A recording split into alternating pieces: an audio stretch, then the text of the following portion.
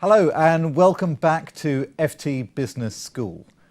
Cuba is being welcomed in from the cold by Washington, which is now working with Havana to normalise diplomatic relations as the country enacts democratic and economic reforms. Is it time for Cuba then to get a business school? I'm here with Bruce Magid, Dean of Brandeis International Business School, who believes it is. So Bruce, Cuba has only started to open up recently as a nation. Why should a business school be a priority? 4 years ago, when we launched our Latin America initiative, we decided to do something quite innovative and different, take a group of students to Cuba. And at that time, we began to speak to both government officials and private sector individuals, though they don't call it the private sector, and realized that there was an opportunity for an exchange of ideas through both students and faculty.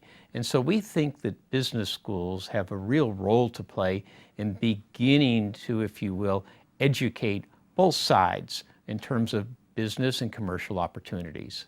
I was going to say, is it that Cuba maybe has something to teach the West about business schools? Oh, absolutely. When we went there, we also went to their hospitals and their medical school.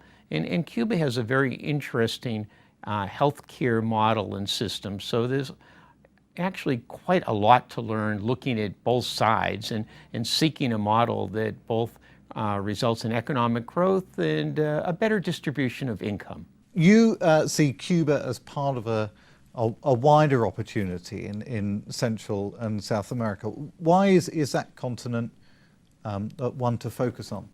Well, there's three main reasons. First is macroeconomic. After the commodity boom and the debt binge, Latin American countries in general have recognized the need to increase the education of their population at all levels. Second, as an international business school, we seek to attract students from around the world, and Latin American students represent 15% of the students that travel for education in the United States, and it's really an underserved market for many schools. And third, I spent over 30 years in Latin America, so we have a competitive advantage through my network and associations. So why do you think with South America being so close to the US, so simple to get to, that people have not grabbed that opportunity earlier?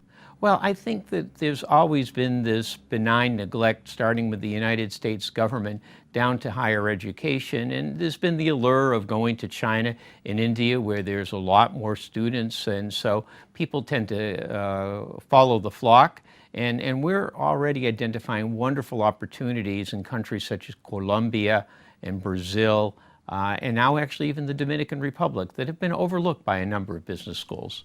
I see. So the message is take an interest. There's an opportunity there that people may be missing. Well, particularly in the case of Boston, with our innovative sector in healthcare, when you go to countries such as Colombia that are focusing on innovation, you can strike up a partnership with universities that are playing that public-private higher education role themselves.